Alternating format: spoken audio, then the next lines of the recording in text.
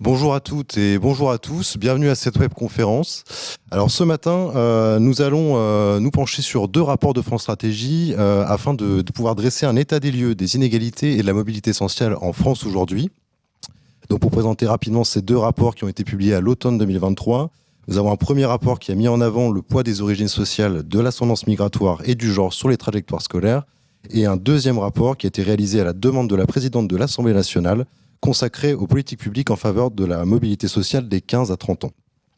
Donc pour en parler aujourd'hui, nous pouvons compter sur Bénédicte Galtier, adjointe au directeur du département Société et Politique sociale de France Stratégie, Camille Penny, professeur de sociologie à l'université de Versailles-Saint-Quentin en Yvelines et conseiller scientifique à France Stratégie, Johanna Baraz, chef de projet au département Société et Politique sociale, et Peggy Furic, également chef de projet au département Société et Politique sociale.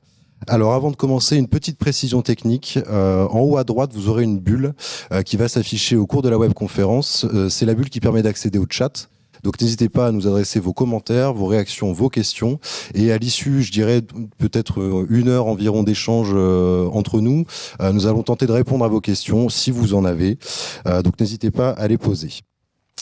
Avant d'aller dans le détail de ces deux rapports, nous allons peut-être pouvoir commencer par nous demander de quoi est-ce qu'on parle quand on parle de mobilité sociale, d'inégalité, et qu'est-ce que l'on constate dans les grandes lignes. Camille, que pouvez-vous nous dire là-dessus ? Oui, bonjour à toutes et à tous. Alors, pourquoi on mesure la mobilité sociale ?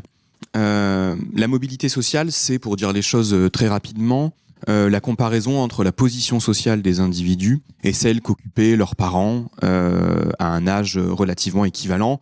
Et donc, on va distinguer des trajectoires de promotion sociale, des trajectoires de mobilité descendante, de déclassement. Et puis, il y a aussi des individus qui sont dans des formes d'immobilité sociale dont on va considérer qu'ils n'ont pas changé de groupe social par rapport à leurs parents. Alors, en fait, la mobilité sociale, au-delà de ça, c'est un concept intéressant parce que il nous permet de pénétrer dans la boîte noire des sociétés contemporaines, puisqu'on va vraiment étudier ce qu'on peut appeler aussi le mécanisme d'allocation des places dans une société, la manière dont sont réparties les ressources de différents types. Et puis, la mobilité sociale, c'est un sujet politique aussi au sens noble du terme, puisqu'on va parler de rôle des diplômes, d'égalité des chances, certains vont parler de méritocratie, donc on voit bien qu'on touche à un sujet un petit peu central pour nos sociétés. Au-delà, la mobilité sociale, c'est aussi effectivement un indicateur d'inégalité sociale, puisqu'on voit bien spontanément qu'une société dans laquelle on aurait beaucoup de mobilité sociale, c'est une société dans laquelle les frontières entre les groupes sociaux sont relativement poreuses, et puis à l'inverse, une société dans laquelle il y aurait beaucoup de reproduction sociale, c'est une société dans laquelle les frontières seraient relativement étanches. Alors du point de vue des inégalités, sur le long terme, on sait, notamment grâce aux travaux de mon collègue Louis-André Vallée, qui a beaucoup travaillé au cours des dernières décennies sur ces questions, que sur le long terme, la mobilité sociale a considérablement progressé en France. Louis-André Vallée a par exemple montré que la part des individus qui appartenaient à la même catégorie socio-professionnelle que leur père a beaucoup diminué, tant chez les hommes que chez les femmes, entre 1953 et 1993. Donc sur le long terme, évidemment, la France de 2024 est une société dans laquelle nous acquérons notre position sociale, alors que la France de 1924 était encore largement, par exemple il y a un siècle, une société dans laquelle nous héritions de notre statut. Ceci étant dit, on sait que dans le monde occidental, grâce aux travaux de Thomas Piketty par exemple, depuis un certain nombre de décennies, on a un retour des inégalités, c'est la courbe en U, avec l'idée que les sociétés du 19e siècle étaient très inégalitaires, les sociétés patrimoniales, qu'on a eu un mouvement assez important de réduction des inégalités, alors pour tout un tas de raisons, et puis notamment la mise en place des sociétés salariales relativement protectrices après la Deuxième Guerre mondiale, et puis dans le monde anglo-saxon notamment, depuis la fin des années 1970, un retour des inégalités.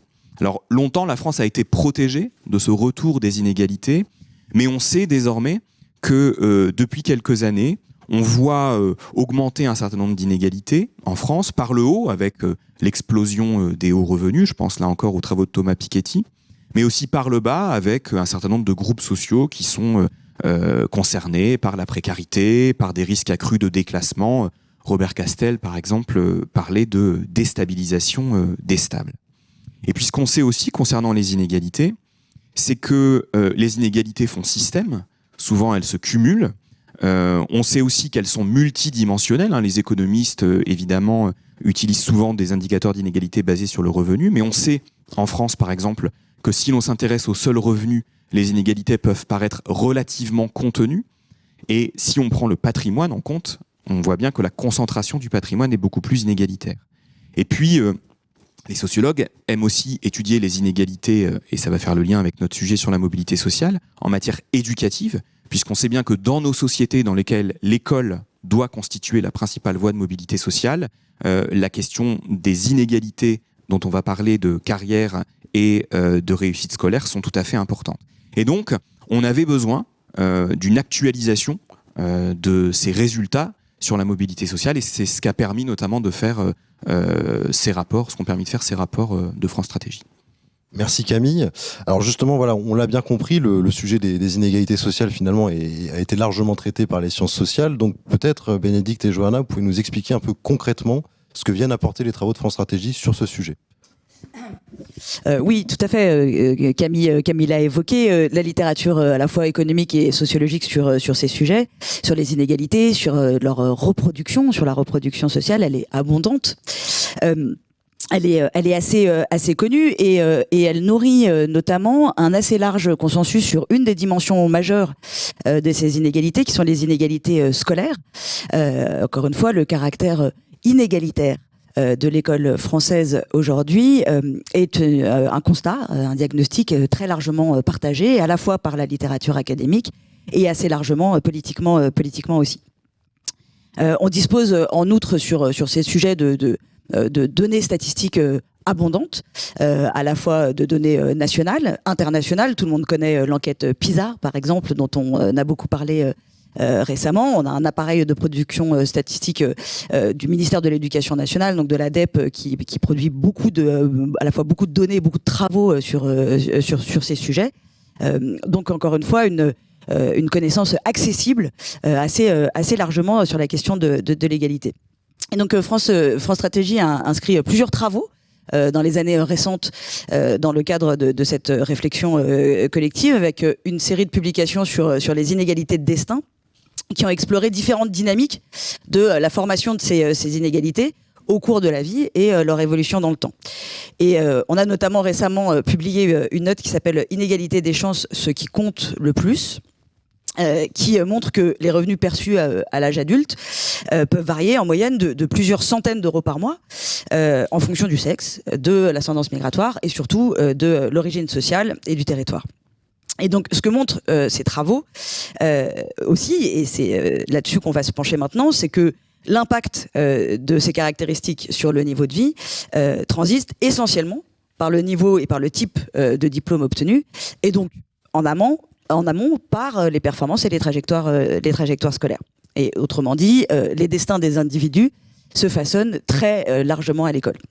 Donc, ce qu'on a essayé de faire, nous, dans les travaux sur le poids des héritages et des scolarités, c'est de remonter le fil de la construction de ces inégalités en dressant un large panorama qui, et c'est ça qui est peut-être original, croise plusieurs déterminants de ces inégalités, à la fois l'origine sociale, mais aussi le genre, mais aussi l'ascendance migratoire, et le fait sur l'ensemble de la scolarité. Et ça, c'est un travail relativement original. Et pour le construire, on s'est appuyé sur deux types de choses. D'une part, une grosse revue de littérature, et donc c'est là où on retrouve des choses connues, mais aussi une exploitation propre de données statistiques, et en particulier, on a regardé les trajectoires des enfants qui étaient entrés en 6e en 2007, en utilisant ce qui s'appelle le panel 2007, donc produit par les services du ministère de l'Éducation nationale. Et on a regardé comment ils se comparaient en fonction de s'ils étaient de catégorie favorisée ou modeste, s'ils étaient d'origine immigrée ou non, et s'ils étaient des garçons ou des filles. Bénédicte, peut-être pour la partie mobilité sociale des jeunes, pouvez-vous nous apporter quelques précisions sur la méthode et le contenu du rapport ? Absolument. Le rapport politique publique en faveur de la mobilité sociale de France Stratégie apporte un éclairage nouveau sur la mobilité sociale sur 4 aspects. Premièrement, le rapport porte sur une population dont la mobilité sociale est rarement étudiée, à savoir les jeunes de 25-30 ans. La plupart des travaux sur la mobilité sociale concernent des personnes plus âgées, en général autour de 35-40 ans. Deuxièmement, nous nous sommes appuyés non seulement sur des travaux existants, mais également sur des travaux inédits qui ont été produits spécifiquement pour ce rapport, par Camille en particulier, par l'INED également, qui est l'Institut national des études démographiques, et par le CEREC, le Centre d'études et de recherche sur les qualifications. Troisièmement, nous avons exploré la mobilité sociale des jeunes sous plusieurs aspects en recourant à 2 méthodes de mesure de la mobilité sociale. Alors, pour faire court, la première, Camille l'a évoquée, consiste à comparer la position d'un individu, la position sociale d'un individu à celle de ses parents. Alors, comment repère-t-on la position sociale ? Une première manière consiste à caractériser la position sociale par la catégorie socio-professionnelle d'un individu. Donc, très concrètement, on va regarder si un jeune dont les parents sont ouvriers est à son tour ouvrier ou employé ou cadre. Une deuxième manière de faire consiste à capter la position sociale à partir du revenu de l'individu. Donc, dans cette approche, on va comparer la position qu'occupe un jeune dans l'échelle de revenus des jeunes de sa génération à la position de ses parents dans l'échelle de revenus des parents. Alors, dans les 2 cas, que l'on regarde le revenu ou la catégorie socio-professionnelle, on observe ce que l'on appelle une mobilité intergénérationnelle. Il existe aussi une deuxième méthode qui consiste à regarder comment évolue la position sociale d'un jeune au cours de sa carrière. Donc, par exemple, on va regarder quelle est sa catégorie socio-professionnelle lors de son premier emploi, et puis on va la comparer à la catégorie socio-professionnelle qu'il occupe 10 ans plus tard. Ça, c'est ce qu'on appelle la mobilité intragénérationnelle. Dans le rapport, nous avons mobilisé ces 2 méthodes, c'est-à-dire inter- et intragénérationnelle, à la fois sous l'angle des revenus et des catégories sociales. Merci Bénédicte. Alors peut-être une question, et qui est une question un peu plus personnelle. Moi personnellement, je suis encore dans cette catégorie des jeunes, et je me rappelle, voilà, dès ma première ES, on disait l'ascenseur social est en panne. Donc ça me fait quasiment un peu plus d'une dizaine d'années. Donc c'est un marronnier un peu dans le débat public, mais qu'en est-il aujourd'hui ? Est-ce que l'ascenseur social pour les moins de 30 ans fonctionne moins bien qu'avant ? Eh bien, je vais répondre. Et pour répondre à cette question, nous avons regardé tout d'abord la mobilité intergénérationnelle. Si on regarde sur les 35 dernières années, les perspectives de promotion sociale se sont améliorées pour tous les jeunes, quelle que soit leur origine sociale et leur sexe, grâce à l'augmentation de la part des emplois de professions intermédiaires, cadres et professions intellectuelles supérieures. Mais cette progression de la mobilité intergénérationnelle a eu lieu essentiellement au cours de la décennie 90. Depuis les années 2000, la mobilité sociale tend plutôt à stagner, voire à régresser pour certaines origines sociales. Par exemple, la mobilité sociale est plutôt stable pour les fils d'ouvriers, mais elle tend à régresser pour les fils de cadres. Alors, derrière cette stabilité, voire légère régression de la mobilité sociale, se trouve en fait une double évolution. En effet, la mobilité sociale des jeunes hommes s'est plutôt dégradée, alors que celle des jeunes femmes s'est maintenue, si bien que les jeunes femmes ont rattrapé les jeunes hommes. Alors, ça se voit très bien sur le graphique qui va vous être présenté. Donc, première diapositive, s'il vous plaît.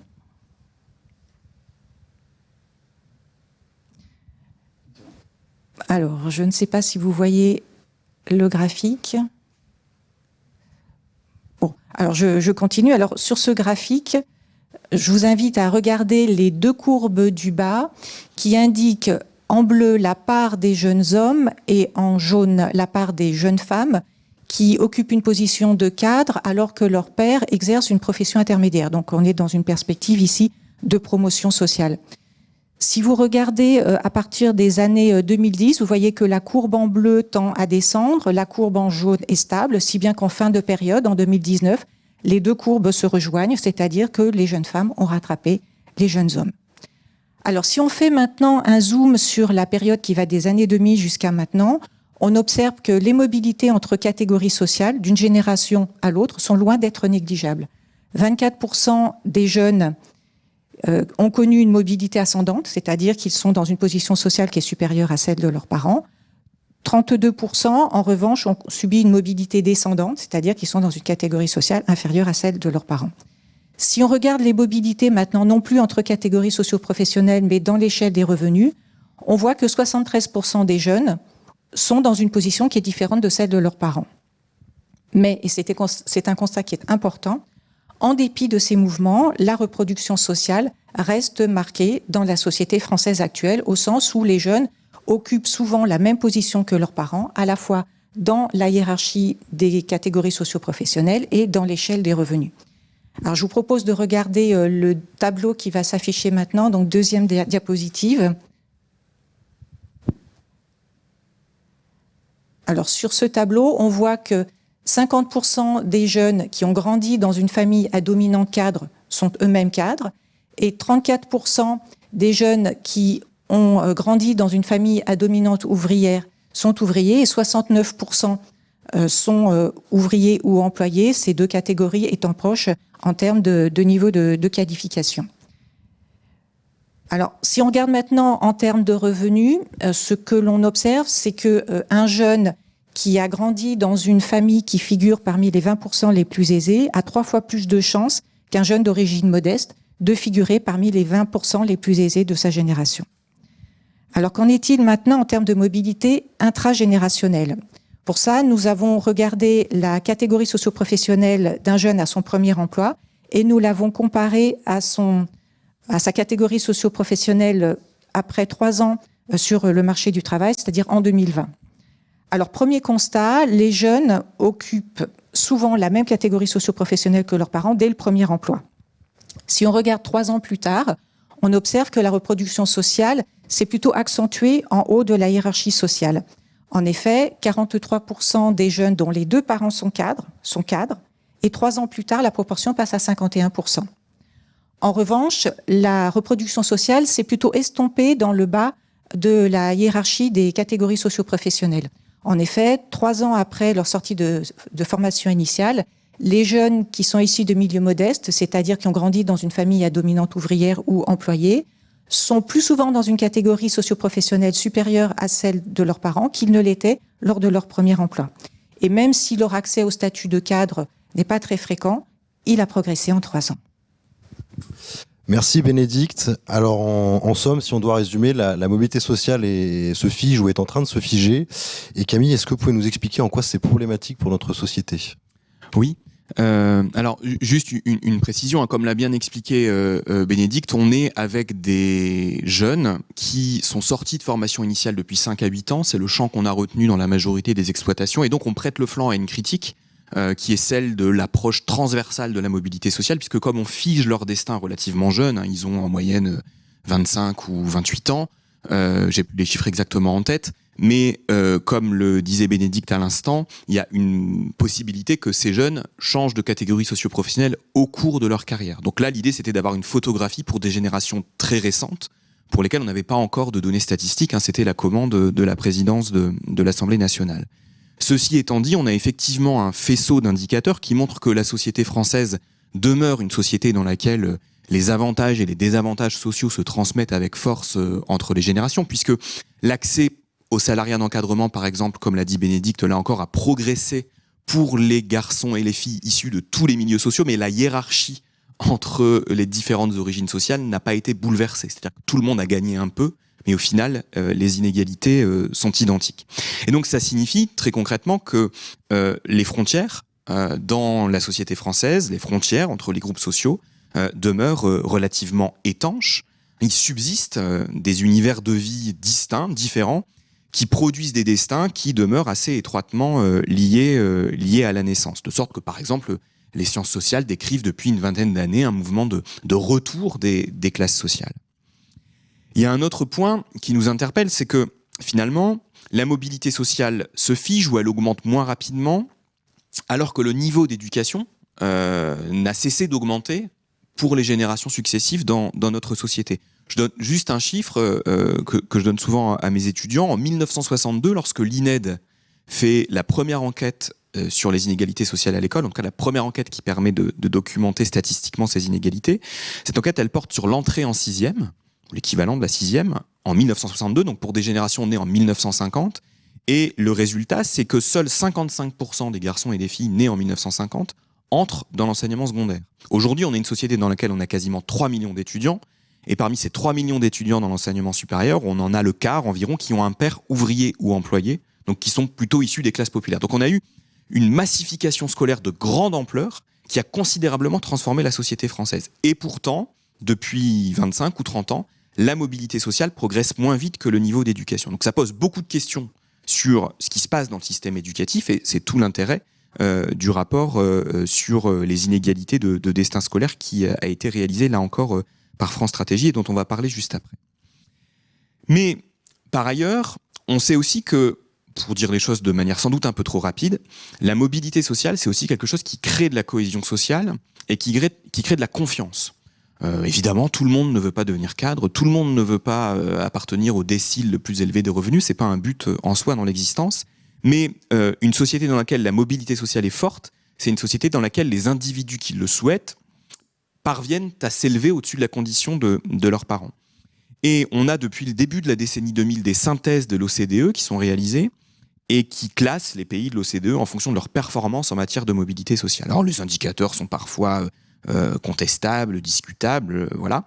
Mais en tout cas, il y a une forme de résultat structurel qui est le fait que les pays qui sont les plus reproducteurs des inégalités, les pays dans lesquels la mobilité sociale est la plus faible, ce sont les États-Unis et le Royaume-Uni. Et au-delà de ces deux pays, en Europe, il y a un gradient géographique. C'est-à-dire que plus on va vers le nord de l'Europe, plus les sociétés sont mobiles, fluides, plus il y a de la mobilité sociale. À l'inverse, plus on va vers le sud de l'Europe, plus il y a de la reproduction des inégalités. Et au fil des enquêtes et des comparatifs, la France tend plutôt à glisser vers le groupe des pays du sud. Or, on sait aussi que lorsqu'on interroge les jeunes, puisqu'on parle des jeunes, on a toujours un résultat sur lequel on est interrogé quand on est chercheur, mais pourquoi dans les pays scandinaves les jeunes sont-ils particulièrement optimistes et pourquoi dans les pays du Sud les jeunes sont-ils particulièrement pessimistes ? Et il y a tout un courant de travaux qui se développe depuis quelques années en sciences politiques notamment, autour des policy feedback, c'est-à-dire qu'est-ce que les politiques publiques font aux individus, pas seulement sur les indicateurs objectifs, mais sur la manière dont ils se projettent dans l'avenir.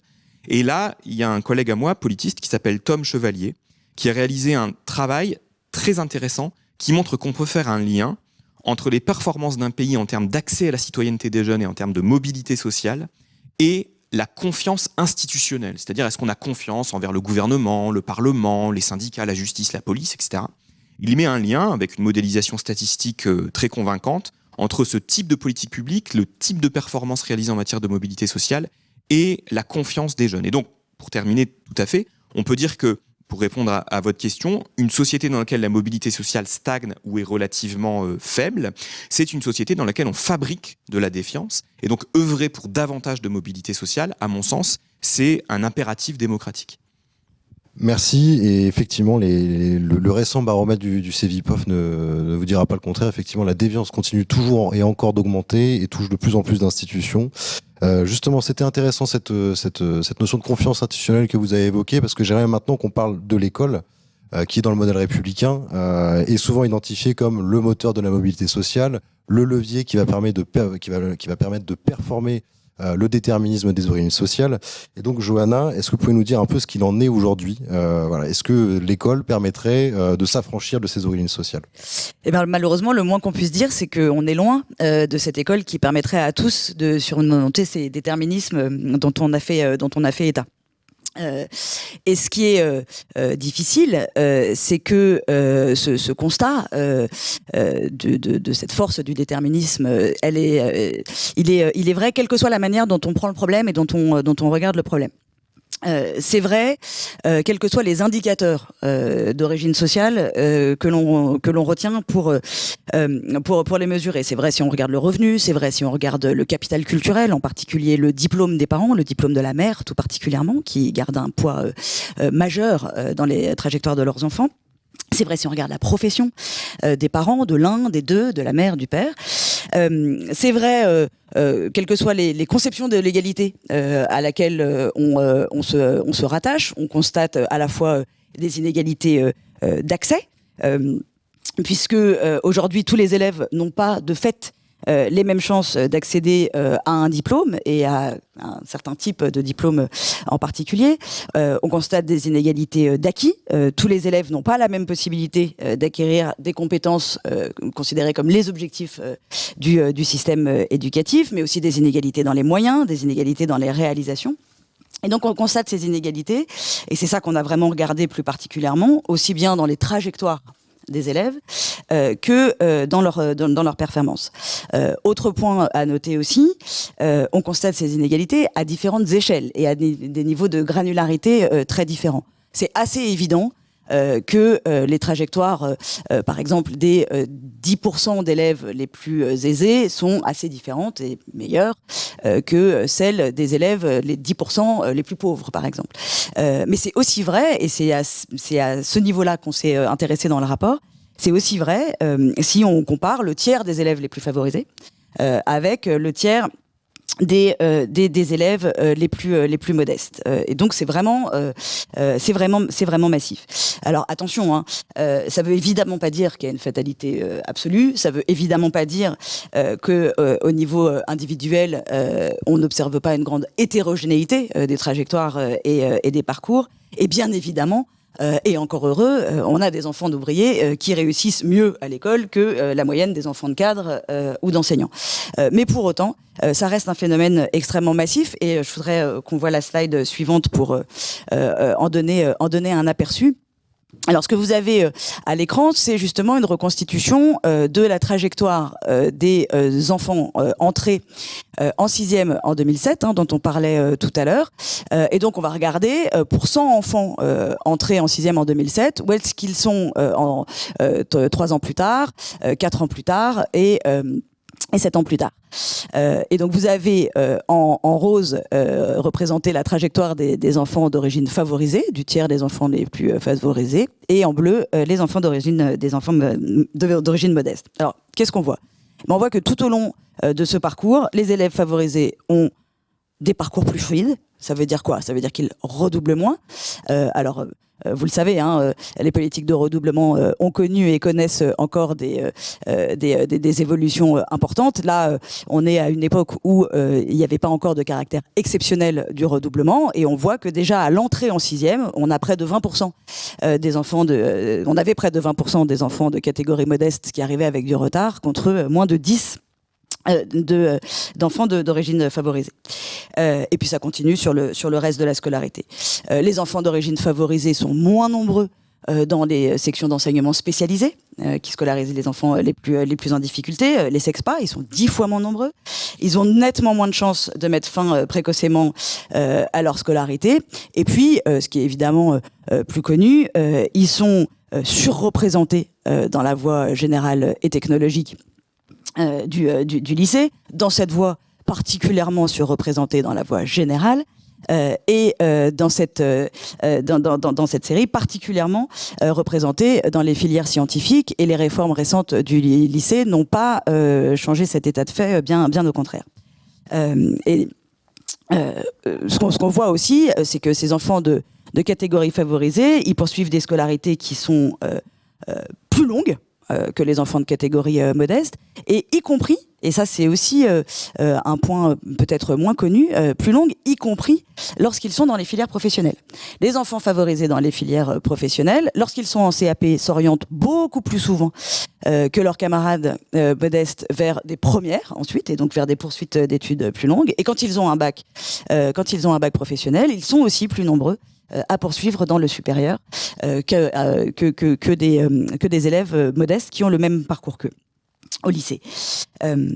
Donc un poids massif, hein, de cette origine sociale, un poids bien plus important que celui du genre, même si celui est loin d'être négligeable, et on y reviendra tout à l'heure, et un poids surtout beaucoup plus important que celui de l'ascendance migratoire. Et ça, c'est aussi un des intérêts des travaux qu'on a faits, qui nous ont permis de pondérer le poids de ces différents déterminants, de ces différents facteurs. C'est vraiment de montrer que même si, encore une fois, l'ascendance migratoire a un rôle, il est sans commune mesure avec celui de l'origine sociale. Même quand on considère les résultats bruts, c'est-à-dire si on regarde l'ensemble des enfants d'immigrés et l'ensemble des enfants de natifs, on a des écarts qui existent. Pareil, un peu plus de redoublement, des orientations un peu différenciées, mais qui sont beaucoup moins importantes. Et surtout, si on les compare toutes choses égales par ailleurs, c'est-à-dire si on regarde des enfants d'immigrés de même niveau social que des enfants de natifs, que leurs camarades avec 2 parents français, et bien là, les écarts s'estompent, disparaissent, voire pour certaines origines s'inversent.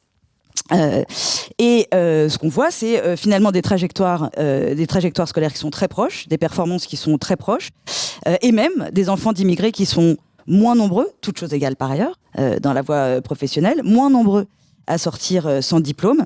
Ce qui nous amène à conclure que pour eux, comme pour les enfants de natifs, c'est bien l'origine sociale, c'est bien le capital culturel qui demeure le déterminant majeur de leur trajectoire scolaire. En d'autres termes, les enfants d'immigrés sont des pauvres comme les autres. Merci Johanna. Donc on comprend bien que ce qui joue majoritairement, c'est le déterminisme social. Et est-ce que pour mieux comprendre, vous pouvez nous décrire un peu comment ça va se traduire, comment ça va se jouer au fur et à mesure de la trajectoire scolaire ? Oui, bien sûr. Ce qui est fondamental, c'est de bien comprendre, de bien noter que si ces écarts de performance et de trajectoire se cumulent au long de la scolarité, si les inégalités liées à cette origine sociale s'héritent très largement des étapes précédentes, en d'autres termes, le meilleur prédicteur, par exemple, des résultats au diplôme national du brevet, c'est les résultats scolaires. Ce sont les résultats scolaires en sixième. Mais malgré ça, la fatalité, elle est très inégalitaire. D'une part, à note équivalente, les trajectoires divergent. On redouble plus, on n'est pas orienté de la même manière, avec les mêmes notes, selon que on vient d'une famille plutôt favorisée ou plutôt modeste. Par exemple, avec des notes équivalentes, avec des notes moyennes, autour de 10, 12 par exemple, au brevet, au diplôme national du brevet, les enfants les enfants de familles favorisées sont beaucoup plus nombreux à demander une seconde générale et à l'obtenir d'ailleurs que des élèves d'origine modeste qui, avec ces notes-là, vont plutôt privilégier la voie professionnelle. Ça, c'est un des premiers écarts importants. Et le deuxième phénomène, c'est que des élèves d'origine favorisée vont beaucoup plus facilement surmonter, compenser des difficultés initiales que des élèves d'origine modeste. Autrement dit, un élève en difficulté en début de parcours va plus facilement résoudre ces difficultés scolaires par l'intervention de cours privés, par exemple, par l'intervention de ses parents, par un suivi plus important, qui va lui permettre, comme je le disais tout à l'heure, de faire des scolarités plus longues et de résorber une grande part de ces difficultés. Et donc, chaque étape, chaque maillon de la scolarité, chaque charnière a son rôle propre dans la construction de ces inégalités liées à l'origine sociale, au statut migratoire et au genre. Et tout ça va se construire avec un espèce de processus de sédimentation, mais de sédimentation dans lequel les couches successives sont de nature et de dureté, si j'ose dire, assez différentes.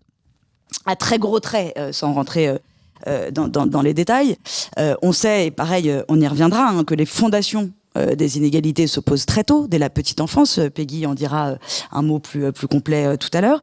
Que la maternelle, en revanche, selon les études disponibles, est plutôt favorable aux enfants défavorisés et aux enfants d'origine immigrée, d'ailleurs. En particulier avec ce point sur lequel on détaille un petit peu de la question de la scolarisation à 2 ans, qui peut être un levier intéressant. Mais pour autant, cette maternelle, elle n'efface pas des inégalités d'origine qui vont continuer à se construire par la suite. En primaire, d'ailleurs, là aussi, avec des dynamiques propres, il y a seulement la moitié des inégalités qu'on constate à la fin de l'école élémentaire, en CM2, qui vient d'inégalités qui étaient déjà là en CP. Tout le reste se construit pendant. Et donc, cette école élémentaire, elle ne sait pas aujourd'hui faire progresser équitablement les enfants. Puisque, comme je le disais à l'instant, un enfant d'origine favorisée qui arrive en difficulté en début de primaire va en sortir avec beaucoup plus de chances, plus favorablement que ses camarades. Mais c'est surtout le collège, le nœud, l'accélérateur des inégalités. C'est là que les choses vont se décanter réellement. Ce collège, il est moins unique déjà dans sa forme actuelle qu'il n'y paraît. Il préoriente une part significative des élèves, soit dans des classes des enseignements spécialisés qu'on a cités tout à l'heure, mais aussi de l'autre côté du spectre, dans des classes destinées aux bons élèves, des classes, des parcours dits d'excellence, avec le latin, avec les classes internationales, les CHAM, etc. Et donc des inégalités qui s'accélèrent au collège et vont se traduire dans les orientations de fin de troisième qui sont très différenciées en fonction des origines. Et puis au lycée, un autre phénomène important, c'est que on va avoir des inégalités qu'on va dire horizontales, c'est-à-dire des inégalités dans les disciplines choisies, dans les spécialités choisies, dans les filières choisies, qui vont s'ajouter à ce qu'on appelle les inégalités verticales, c'est-à-dire le niveau de diplôme que les élèves vont pouvoir obtenir. Et puis, dernière étape de ce parcours, en tout cas du parcours qu'on a regardé, la transition entre la fin des études secondaires et les études supérieures, ou la non-poursuite dans les études supérieures d'ailleurs, qui est vraiment un moment charnière, qui va parachever la construction de ces inégalités de destin, en cristallisant d'abord les inégalités construites auparavant par des mécanismes d'accumulation et aussi avec, encore une fois, des mécanismes propres de retrait, d'autocensure ou de censure tout court d'ailleurs, dans les classes défavorisées, parmi les élèves défavorisés ou les filles qui vont faire des choix d'orientation à note équivalente, encore une fois, à leurs camarades, qui sont moins valorisés sur le marché du travail par la suite. Merci Johanna. Donc on l'a compris, la réussite scolaire est clé dans la trajectoire de mobilité sociale. Et cette réussite scolaire connaît elle-même un déterminisme social. Mais peut-être, Bénédicte, tu pourrais revenir pour nous un peu sur les différents déterminants qui jouent sur cette trajectoire sociale. Oui, merci de me poser cette question parce qu'elle est vraiment très importante. En effet, si on veut lutter contre la reproduction intergénérationnelle des inégalités et si on veut ouvrir davantage l'éventail des devenirs possibles pour tous les jeunes, alors il faut avoir au préalable identifié les facteurs qui jouent sur la position et la mobilité sociale et les mécanismes par lesquels ils agissent. Pour dire les choses autrement, en repérant ce que nous avons appelé les déterminants de la position et de la mobilité sociale, on repère les leviers sur lesquels on peut agir. Alors, nous nous sommes livrés à cet exercice d'identification des déterminants de la position sociale et nous sommes parvenus à 5 conclusions. La première, c'est ce que Johanna a dit et ce que vous avez repris. Donc, je pense que c'est vraiment un message que vous aurez tous compris. C'est que le diplôme est vraiment le déterminant clé de la position et de la mobilité sociale. Plus les jeunes sont diplômés, plus ils accèdent au sommet de la hiérarchie des catégories socio-professionnelles et au sommet également de l'échelle des revenus. Alors, pour dire les choses autrement, une bonne part de la position sociale est déjà circonscrite dès le début de la carrière par le diplôme. Deuxième conclusion, l'origine sociale joue fortement sur le diplôme. Plus les parents sont situés haut dans l'échelle sociale, plus les jeunes sont nombreux à détenir un diplôme du supérieur long. À l'opposé, chez les jeunes qui sont issus de familles ouvrières, il est plus fréquent de sortir du système éducatif sans diplôme que de décrocher un diplôme du supérieur long. Alors, si vous regardez ce graphique, vous voyez en fait que 55% des jeunes dont les 2 parents sont cadres sont titulaires d'un diplôme du supérieur long, ce qui n'est le cas que de 11% des jeunes qui ont grandi dans une famille à dominante ouvrière. Dans ces familles, 16% des jeunes sortent sans diplôme, alors que c'est un cas qui est vraiment marginal parmi les jeunes qui ont grandi dans une famille dont les 2 parents sont cadres, puisqu'ils ne sont que 2% à être sortis du système éducatif sans diplôme. Alors, certes, le constat n'est pas nouveau, mais les travaux les plus récents confirment que ce phénomène persiste actuellement.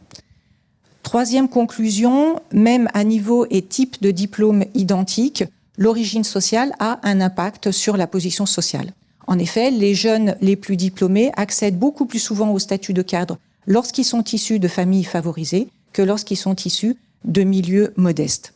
En d'autres termes, l'origine sociale a un impact sur la position sociale via le diplôme, mais aussi au-delà du diplôme.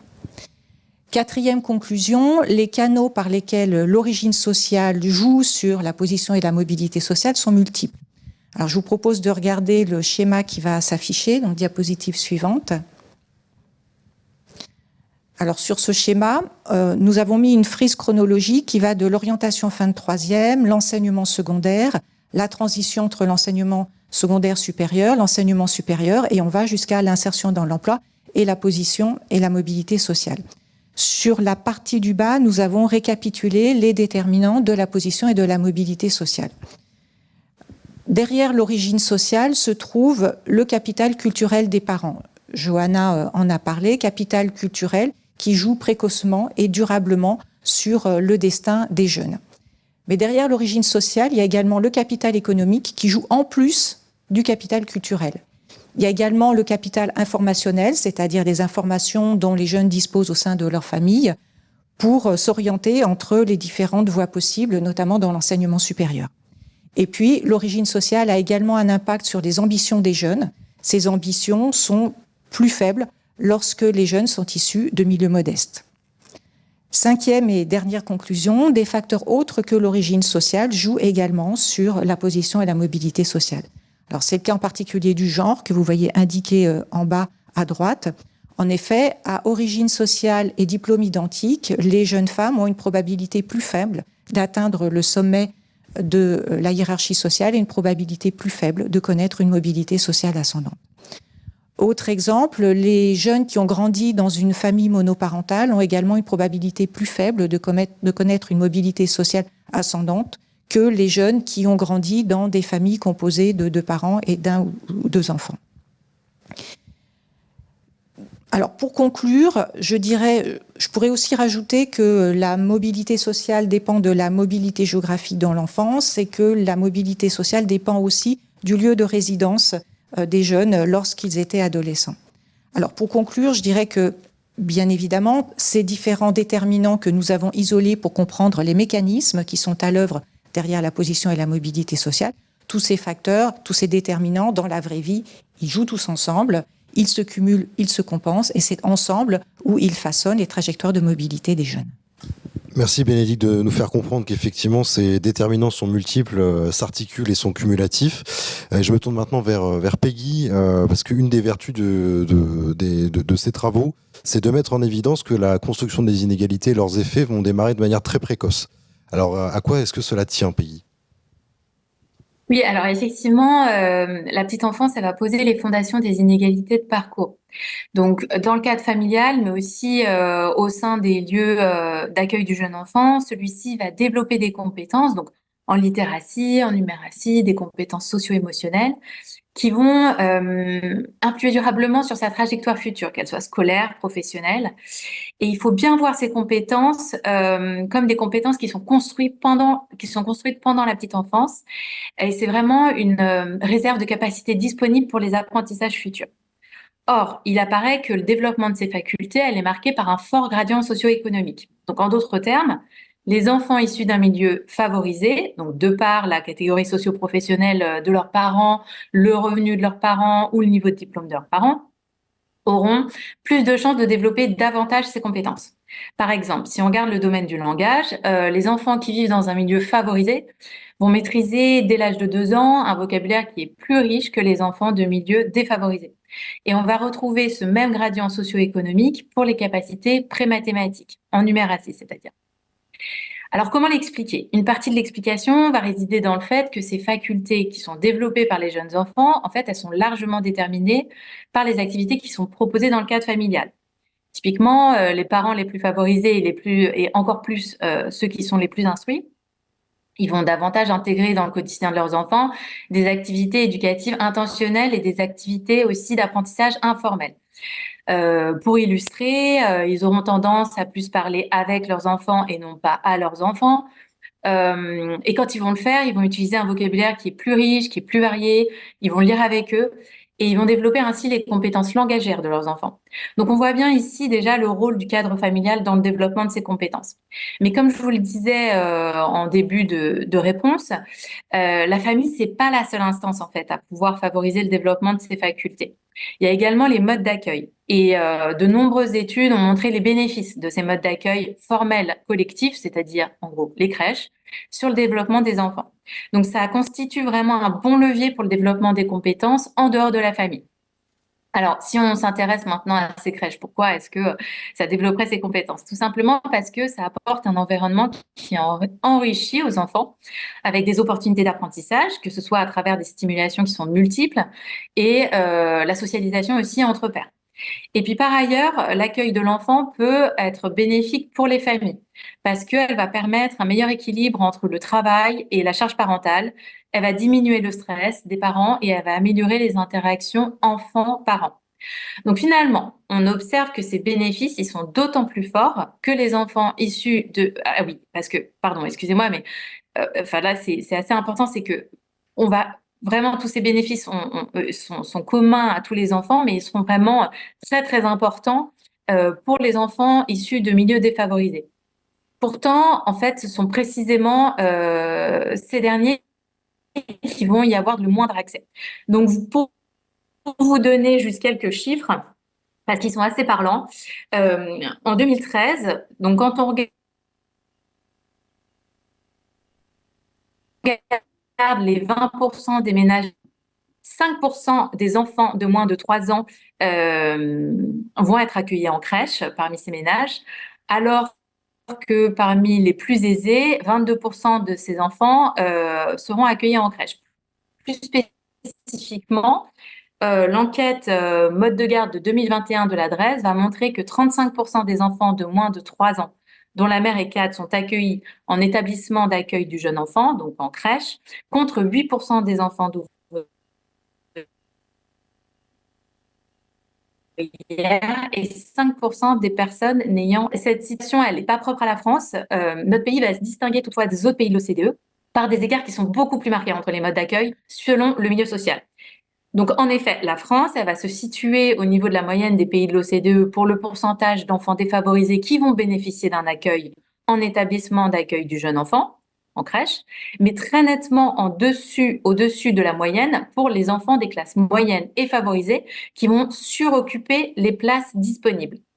Donc finalement, l'immense majorité de ces enfants défavorisés va arriver en maternelle sans avoir bénéficié d'un mode d'accueil qui aurait pu atténuer les écarts liés à leurs origines socio-économiques.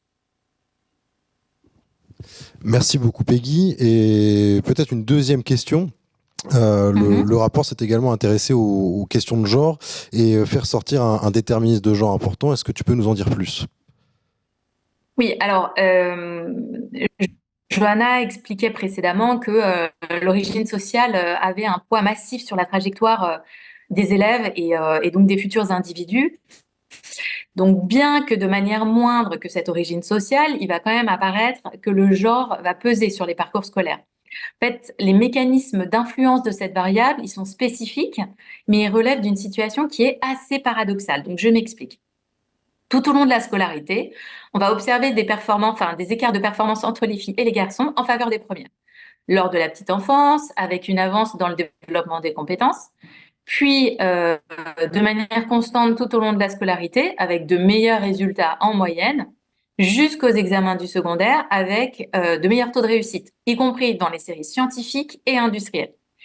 Donc, si on revient un peu juste sur ce dernier point, les filles vont devenir plus souvent bachelières que les garçons, à la fois parce qu'elles passent davantage l'examen, mais parce qu'elles le réussissent également mieux, et ce, quelle que soit la spécialité. Donc, 63% des filles qui sont entrées en 6e en 2007 ont terminé leur scolarité avec un baccalauréat général ou technologique, contre 50% des garçons. Et outre leur performance, leur parcours est plus linéaire. Donc, de la même manière, Johanna en parlait tout à l'heure, mais pour l'origine sociale. Donc, c'est-à-dire que les filles vont moins redoubler, elles vont moins sortir du système scolaire sans diplôme et elles vont davantage s'orienter vers les filières générales, y compris à niveau équivalent garçon, et elles vont aussi davantage être orientées dans le supérieur que les garçons. Donc, par exemple, 61% des filles va s'orienter en seconde, générale et technologique, contre 48% des garçons. Maintenant qu'on a fait, on a un peu dressé ce tableau, il faut quand même revenir un peu là-dessus, parce que ce tableau qui est justement à l'avantage des filles tout au long de la scolarité, il y a quelque chose de très paradoxal derrière, parce qu'en fait, on va noter une inflexion à partir des niveaux d'orientation. C'est-à-dire qu'on va assister à la création d'inégalités dites horizontales en défaveur des filles. Donc, de la même manière, Johanna l'a rappelé précédemment, mais ces inégalités, pour rappel, c'est celles qui sont liées à la nature des formations, des diplômes, des disciplines et des spécialités. Donc, à différencier des inégalités qui sont verticales. Donc, le lycée, c'est en effet la première véritable étape de spécialisation qui, si elle tend à conforter les inégalités induites par l'origine sociale, va, à contrario, rebattre les cartes de celles du genre. Donc, dans la voie générale, les garçons, plus que les filles, vont choisir des combinaisons de spécialités qui vont être plus valorisées. Les écarts de performance ne suffisent pas toujours à expliquer ces différences d'orientation. Donc ainsi, les filles qui choisissent moins souvent les mathématiques à niveau équivalent en seconde vont être sous-représentées dans les enseignements scientifiques, et à l'inverse, elles vont être surreprésentées dans ceux d'humanité, de sciences économiques et sociales, de langue littérature et d'histoire-géographie. Et finalement, dans les voies technologiques et professionnelles, la segmentation va être encore plus prononcée entre les filles et les garçons. Donc, certaines familles de métiers vont recruter même à plus de 90% des élèves d'un seul sexe. Si on prend quelques exemples, 99% de filles sont en coiffure, 99% de garçons sont en énergie et génie climatique. Donc, outre le fait d'être plus ou moins valorisées, en fait, spécialisation, elles vont déboucher sur des poursuites d'études qui sont avec un rendement différencié sur le marché du travail. Donc voilà, pour conclure sur ces deux points, on observe donc on observe une performance scolaire des filles qui est supérieure aux garçons, mais pour autant des choix d'orientation qui vont être moins valorisés socialement et financièrement du côté des filles. Merci Peggy pour ces explications. Donc on l'a vu assez largement, notre société continue d'être inégalitaire. On a vu quels étaient les déterminants pour mieux comprendre comment cela se passait, et Camille l'a rappelé, il y a un intérêt politique et social à traiter la question des inégalités et de la mobilité sociale. Donc je me tourne vers toi Bénédicte, actuellement, que fait l'action publique, où en est-on, quelles sont les politiques publiques en faveur de la mobilité sociale ? Alors la réponse à cette question n'est pas simple, parce que aucune politique à destination des jeunes n'a pour objectif explicite de favoriser leur mobilité sociale. Pour dire les choses autrement, il n'existe aucune politique publique qui soit étiquetée explicitement en faveur de la mobilité sociale des jeunes. Alors face à ce constat, nous avons cherché à recenser les politiques qui améliorent les parcours éducatifs des jeunes d'origine modeste et qui de ce fait peuvent favoriser leur mobilité sociale. Nous avons également regardé les politiques qui essayent de desserrer le lien entre origine sociale et parcours éducatif et qui peuvent, là encore, favoriser la mobilité sociale. Alors, de cette démarche, nous avons conclu tout d'abord que les moyens consacrés à la mobilité sociale des jeunes sont relativement modestes. Nous les avons estimés à 13 milliards, soit à peu près 12% de l'ensemble des moyens que l'État consacre aux jeunes, que nous avons estimés à 105 milliards. Deuxième conclusion, en 2022, avec plus de 50 dispositifs de l'État que l'on estime susceptibles de favoriser la mobilité sociale des jeunes, l'action publique paraît relativement éclatée. Et puis, dernière conclusion, l'action en faveur de la mobilité sociale des jeunes, l'action de l'État en faveur de la mobilité sociale des jeunes relève très largement d'une logique curative. En effet, sur 100 € qui sont consacrés à la mobilité sociale des jeunes, 40 € visent à favoriser ce qu'on peut considérer comme la mobilité sociale de seconde chance pour des jeunes qui sont sortis du système éducatif, peu ou pas diplômés. Donc, pour dire les choses autrement, ces 40 € visent à atteindre ce que les politiques publiques et les politiques d'emploi n'ont pas réussi à faire, c'est-à-dire atteindre l'égalité des chances. Merci Bénédicte. Je crois que Johanna, tu voulais apporter une précision, un complément ? Oui, En fait, les travaux qu'on a menés sur le poids des héritages, ce sont des travaux qui sont d'abord des travaux de constat, diagnostic, mais qui posent évidemment des pistes et des jalons pour une réflexion sur les politiques publiques. Ces travaux, ils nous montrent qu'on doit prêter une attention toute particulière à la question du ciblage des politiques publiques en matière d'égalité et de mobilité. Ciblage à la fois dans le temps et dans l'espace. Dans le temps d'abord, parce que ce qu'on a montré, c'est que si les premières années, avant l'école, Peggy l'a rappelé, et au tout début de l'école, ce sont des années qui sont déterminantes, et qui nécessitent une attention toute particulière, une priorité à ces premières années, priorité aux primaires notamment, mais que c'est pas suffisant, parce que ce qu'on a vu à travers encore une fois notre panorama, c'est que ces inégalités, elles continuent à se construire selon leur modalité propre, et avec beaucoup d'intensité dans les années qui suivent. Donc une nécessité, encore une fois, de réfléchir à la manière d'articuler, encore une fois, cette priorité indispensable sur les premières années, avec une attention maintenue à la question de l'égalité aux étapes ultérieures de la scolarité. Et puis, il y a aussi la question du ciblage sur les publics et les publics visés. On l'a vu, ce poids déterminant de l'origine sociale, et on le voit, c'est à la fois très vrai aux extrémités, mais Peggy a utilisé le mot aussi, c'est vrai en gradient également. Et tous les enfants d'origine modeste, et tous les enfants qui connaissent ces difficultés, ne sont pas scolarisés en éducation prioritaire. Et donc, la manière aussi, la réflexion qu'on doit avoir sur comment articuler une attention très forte, une priorité très forte aux espaces, aux territoires qui cumulent la difficulté, les éléments de difficulté sociale, avec une politique plus générale d'attention aux inégalités et aux écarts induit par l'origine sociale, doit nous occuper. Et justement, à France Stratégie, on est en train de commencer des travaux sur ces questions. On va essayer de regarder un peu dans le détail comment se construisent et quels sont les résultats des politiques de lutte contre les inégalités scolaires en particulier, en regardant à la fois les questions un peu structurelles de comment est construit notre système scolaire, la durée de la scolarité, la filiarisation, enfin ces éléments qui sont évidemment structurants et déterminants dans la construction des inégalités, en regardant aussi la question des moyens. Finalement, qui a commencé à être abordé dans ce rapport sur les mobilités, dont on voit qu'ils sont finalement relativement modestes. Donc, à la fois combien on met dans ces politiques d'égalité, et puis où on les met, dans quel dispositif, avec quel suivi. Et on va regarder aussi l'efficacité ou la non-efficacité d'un certain nombre de dispositifs et de programmes, des questions de mixité scolaire, des questions de pédagogie parce qu'elles sont essentielles. Et donc c'est un travail qui est devant nous aujourd'hui.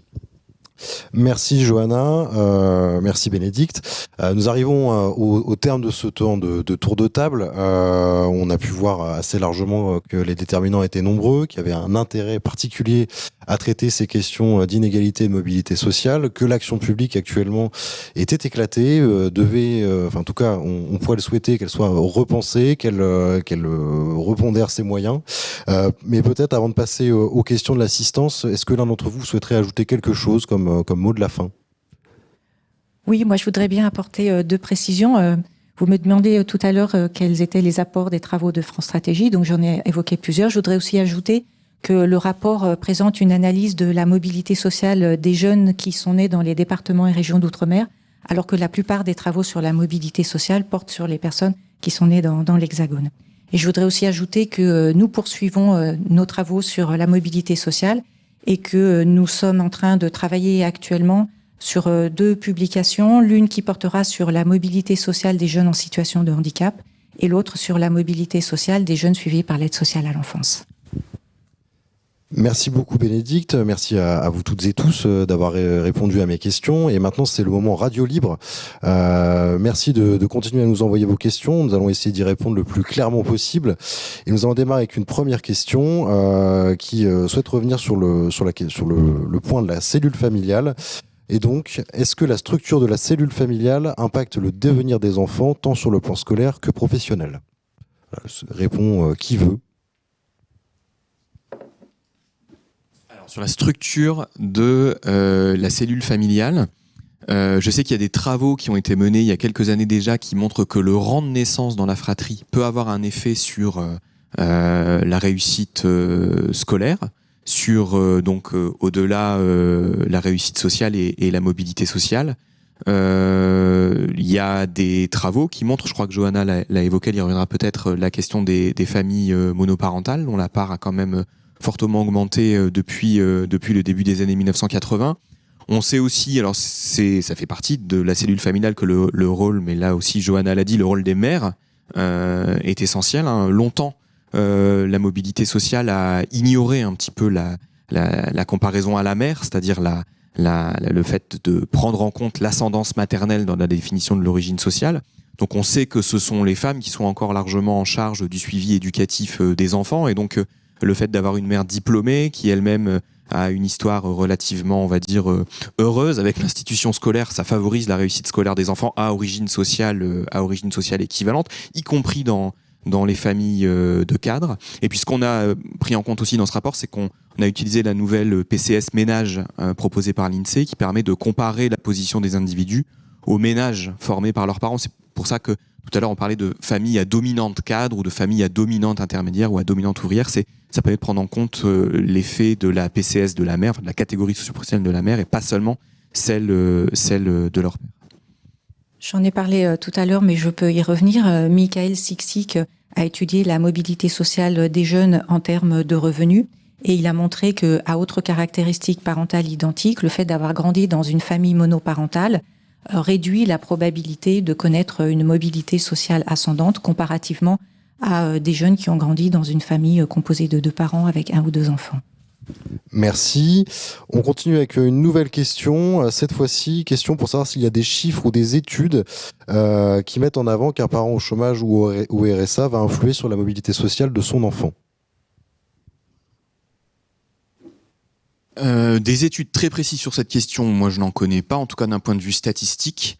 Après, on sait effectivement que la précarité, au-delà de l'indicateur par exemple mesuré par la profession ou la catégorie socio-professionnelle, la précarité évidemment va amplifier les difficultés scolaires, tout simplement parce que la précarité, en fait va obliger les familles à vivre dans l'urgence, et on sait bien qu'un parcours scolaire, un parcours d'insertion professionnelle, c'est quelque chose qui nécessite de maîtriser le temps long, ou en tout cas le moyen terme, et des familles qui sont confrontées au quotidien à la nécessité de s'en sortir, n'ont pas la disponibilité pour avoir des stratégies de long terme comme les familles qui, elles, vont être relativement protégées de cette précarité. Alors, les sources disponibles côté éducation ne permettent pas totalement de sortir les chômeurs. En revanche, ce qu'on peut isoler, et on l'a fait longuement dans le rapport, ce sont les enfants d'inactifs. Et là, effectivement, il y a une forme de rupture dans les trajectoires de ces enfants. On évoquait le fait qu'il y avait vraiment un gradient socio-économique dans les trajectoires scolaires des enfants. Quand on s'intéresse à cette population particulière, c'est beaucoup d'enfants. Hein. On parle selon les chiffres, de 7 à 10% des enfants. On a des trajectoires qui sont beaucoup plus heurtés. Ce sont les seuls enfants aujourd'hui qui sont concernés statistiquement de manière visible par des ruptures de scolarité au collège. C'est extrêmement marginal dans les autres catégories de la population. C'est significatif chez ces enfants-là, des redoublements qui sont bien plus massifs. Des scolarités en SECPA qui sont bien plus massives, des poursuites d'études dans le supérieur qui sont rares. Donc il y a un effet ici de structure qui est effectivement assez majeur. Merci. Je vais prendre une question parce qu'elle fait écho à des travaux en cours que nous avons à France Stratégie de manière un peu plus parallèle, mais qui a le mérite d'être traitée. Que penser des concours de la fonction publique jouent-ils en faveur de la mobilité sociale? Alors, je ne sais pas si vos travaux ont permis d'aborder cette question. Alors, il pourrait. On est en train de l'investiguer dans le cadre des travaux qu'on mène dans un gros travail sur l'attractivité de la fonction publique, qui cherche d'abord à mesurer les difficultés de recrutement et de fidélisation dans la fonction publique, et qui interroge cette question de la fonction publique en termes d'outils de mobilité sociale. Et c'est encore une fois Camille qui travaille pour nous un petit peu sur ces questions. Oui, alors donc c'est des travaux qui sont vraiment en cours. On a deux sociologues qui ont travaillé sur cette question, Sybille Golac et Cédric Hugré, qui avaient montré au début de la décennie 2000 que la fonction publique était une voie de promotion sociale possible, notamment pour les enfants des classes populaires et notamment pour les filles des classes populaires. Donc je suis en train effectivement d'actualiser ces travaux avec les dernières données dont nous disposons. C'est encore quelque chose qui existe. On s'aperçoit, par exemple, que si on prend dans la fonction publique les cadres de la fonction publique, alors en sortant les enseignants, qui représentent quand même une bonne partie des cadres de la fonction publique, mais qui ne sont quand même pas la totalité des cadres de la fonction publique, quand on prend les cadres, les jeunes qui sont cadres de la fonction publique aujourd'hui, ils sont un peu plus fréquemment d'origine populaire que les cadres du privé. Donc probablement la fonction publique continue, quoique peut-être avec une moindre intensité qu'il y a 20 ans, mais ça reste à confirmer, à constituer une voie particulière de mobilité sociale pour les enfants des classes populaires. Et là, on a toute une littérature sociologique qui a montré aussi de manière ethnographique pourquoi. Parce que on s'aperçoit par exemple que ça peut être un enseignant ou un éducateur ou qui va inciter un certain nombre de jeunes à se tourner vers les concours de la fonction publique, qui peuvent constituer effectivement une voie de stabilisation pour ces jeunes. Merci. Je poursuis les questions, celle-ci un peu longue. Concernant le manque de capital financier, informationnel ou culturel des parents, peut-on agir via des mesures visant les familles, les parents, afin d'améliorer l'environnement dans lequel grandit l'enfant ?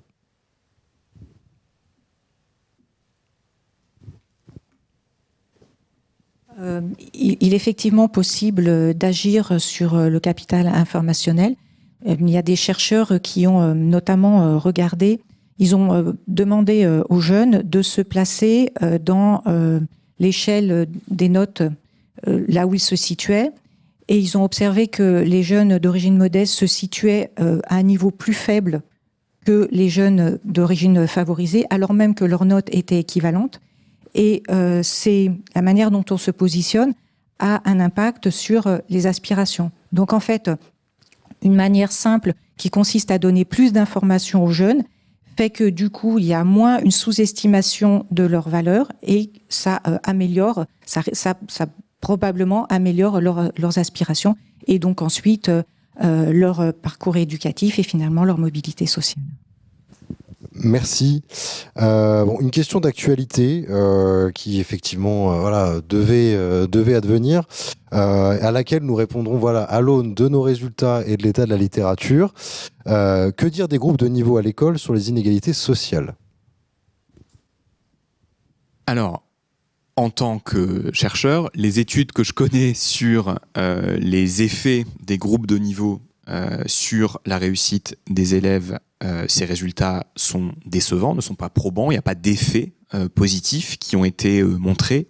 Il y a même plutôt des travaux récents qui ont montré que la mixité des classes en termes de niveau bénéficie à la fois aux élèves faibles scolairement, entre guillemets, et aussi aux bons élèves scolairement, parce qu'on peut être bon élève et se sentir mieux dans une classe relativement hétérogène plutôt que dans une classe dite d'excellence où la compétition scolaire règne toute la journée ou toute la semaine. Donc il y a plutôt un faisceau de travaux qui montre que la mixité des niveaux est favorable à la performance des élèves. Merci Camille pour ce point de vue de chercheur. Johanna, tu voulais apporter un complément ? Juste un point pour compléter sur les questions de mixité, puisque c'est parmi les questions de politique publique, une de celles qu'on a déjà défrichées le plus avant dans le cadre du rapport déjà, et puis on continue nos travaux là-dessus. C'est, vous le savez, d'actualité à plein d'égards. Il y a deux dimensions dans la question de la mixité. Il y a la mixité entre les établissements, et donc là qui renvoie et qui relève de questions de ségrégation territoriale, de carte scolaire, et des politiques qu'on peut mettre en œuvre pour tenter de la résorber. Et puis il y a la question, effectivement, de la mixité à l'intérieur des établissements. Je l'ai évoqué tout à l'heure à propos du collège, en disant que le collège était moins unique qu'il n'y paraissait, donc déjà par des effets de structure. En réalité, aujourd'hui, les élèves n'y suivent pas tout à fait les mêmes filiales, les mêmes parcours, les mêmes options.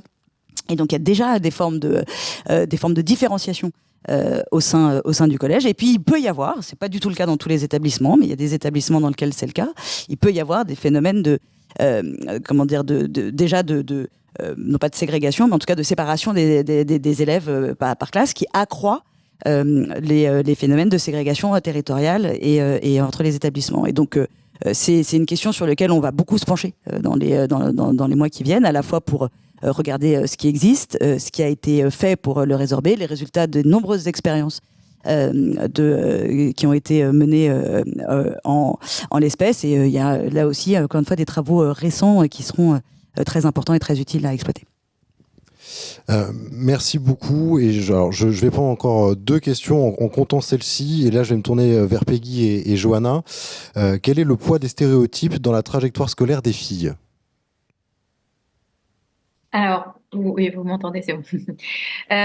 Effectivement, c'est une question qui est très intéressante et qui fait d'ailleurs l'objet d'un travail qu'on mène également en parallèle chez France Stratégie. On l'a pas étudié à proprement parler pour ce travail, mais on voit qu'en fait, ils sont très forts et ils jouent de manière très marquée. C'est-à-dire, comme je vous le disais tout à l'heure, à note équivalente, on va avoir des orientations qui sont différenciées entre les filles et les garçons. Donc des choses qui ont été, qui sont du ressort des stéréotypes et du fait que une fille s'orientera davantage vers une voie relative aux soins, quand un garçon ira davantage vers l'informatique. Donc ou des filières scientifiques. Donc il y a quelque chose là qui ressort vraiment d'une vision ancrée, d'une représentation qui a été construite tout au long de la scolarité, parce que même si à la note équivalente, il y a des différences d'orientation, c'est quand même très important. Et puis deuxième chose, c'est que la temporalité aussi joue beaucoup quand on voit les différences de parcours les trajectoires qui bifurquent entre les filles et les garçons, c'est typiquement au moment des choix. Donc, ça veut bien dire que c'est une question bien plus de représentation qu'autre chose. Il me semble que l'ADEP travaille justement actuellement sur ces questions de stéréotypes par rapport, donc l'ADEP, l'administration qui est statistique de l'éducation nationale, qui justement travaille sur tout cela. Et il y a eu justement pas mal d'études qui parlaient également de la confiance en soi en fait des filles par rapport par exemple aux matières scientifiques. Et donc de la même manière en fait la confiance elle se crée par rapport aux représentations qu'on a pu donner, qu'on a pu se forger dans son enfance, dans son adolescence, sachant qu'en plus l'adolescence c'est quand même une période qui est assez charnière dans la question identitaire et justement comment dire l'attachement des individus à une forme de norme et donc potentiellement de stéréotypes. Je ne sais pas si tu veux rajouter quelque chose, Johanna. Juste pour souligner que ces stéréotypes, ils sont aussi au cœur d'une forme de cercle vicieux. C'est-à-dire qu'ils ont des conséquences très directes dans la vraie vie, si j'ose dire. Sur les questions d'orientation en particulier, c'est pas évident pour une jeune fille aujourd'hui de trouver un stage en mécanique. Si c'est ça qui lui plaît et qui l'intéresse et qu'elle veut s'orienter dans cette voie-là. C'est évidemment une difficulté, de la même manière que c'est pas évident de se projeter dans une scolarité dans laquelle on sera extrêmement minoritaire dans sa classe, que ce soit pour un garçon ou pour une fille. Et il faut bien avoir en tête que dans les perspectives d'orientation des élèves, il y a bien évidemment les métiers, les carrières à long terme, mais il y a très concrètement dans quelles conditions ils vont être scolarisés l'année qui suit. Et donc il y a vraiment un travail dans le concret à mener aussi sur ces questions-là, pour que ces scolarités plus mixtes soient possibles. Donc un travail sur les représentations, bien sûr, mais aussi un travail opérationnel important. Et si je peux juste me permettre de rajouter un point, là on a beaucoup parlé finalement de l'orientation des filles, enfin en défaveur des filles à cause de ces stéréotypes. Il faut bien voir que les stéréotypes ils jouent aussi de manière négative auprès des garçons. Quand on voit que voilà, un stéréotype qui est assez courant, c'est que les filles justement sont plutôt attentives en classe, vont suivre bien les cours, etc. Et les garçons vont avoir tendance à être plus à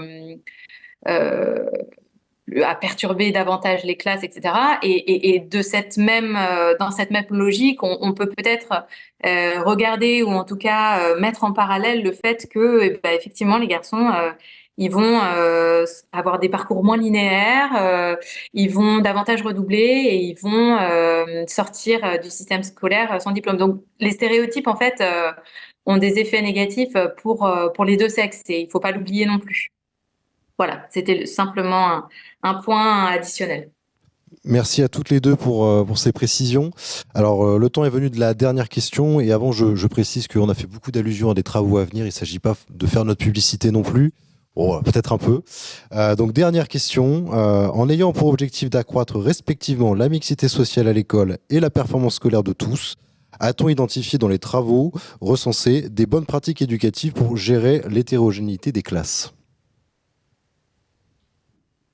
Complexe comme question pour terminer, donc je vais répondre un peu à côté avec ce que je sais, avec ce que j'ai lu. En tout cas, ce qui est certain, c'est que les pédagogies scolaires qui sont explicites sont les pédagogies scolaires qui permettent le plus aux jeunes fragiles, soit par leur origine sociale, soit par leur niveau scolaire, de ne pas décrocher. Donc, pour le dire de manière plus positive, voilà, peut-être expliciter voilà, la pédagogie explicite. Alors, la pédagogie explicite, c'est vraiment d'expliquer aux élèves quel est l'objet de la séance, quel est l'objectif, et de le faire très explicitement. Une pédagogie implicite, ce serait quelque chose qui viserait davantage à ne pas expliciter et à faire découvrir aux élèves, par la séance, une compétence. Alors, je ne sais pas, un exemple que j'ai lu dans un livre récent, c'est une séance d'anglais. J'affirme clairement que l'objectif, c'est d'apprendre à conjuguer au futur.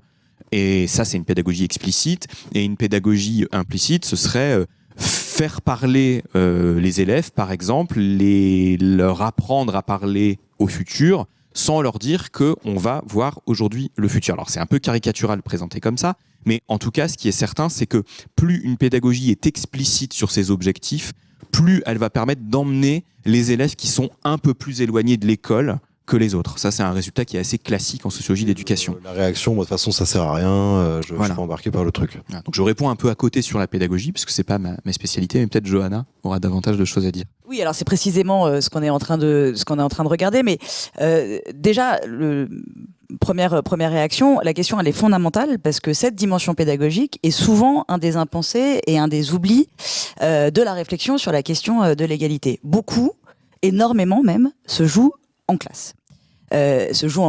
Et encore une fois, on pense souvent les politiques d'égalité, les politiques de mixité, d'affectation des moyens, de manière très séparée, très différenciée du travail pédagogique de l'enseignant. Or, on sait, encore une fois, et ça pour le coup, on a des travaux, y compris internationaux, y compris menés au niveau de l'OCDE, ce rôle essentiel de ce qu'on appelle l'effet enseignant dans la résorption des écarts et donc dans la lutte contre les inégalités. Et ça, évidemment, ce qui est au cœur de cette question-là, sans répondre sur quel type de pratique particulière, mais ce qui est vraiment au cœur de cette question-là, c'est la question de la formation des enseignants, dont on sait qu'elle est le cœur du réacteur de ce que doit être aujourd'hui un des cœurs de ce que doit être une politique de lutte contre les inégalités. Formation à la fois initiale, et il y a des réflexions en cours aujourd'hui sur cette formation, mais aussi peut-être parent pauvre de la formation des enseignants aujourd'hui, formation continue, bien entendu, pour pouvoir poursuivre tout au long de leur carrière cette réflexion justement sur les pratiques pédagogiques les plus efficaces à cet égard. Alors, juste peut-être un mot.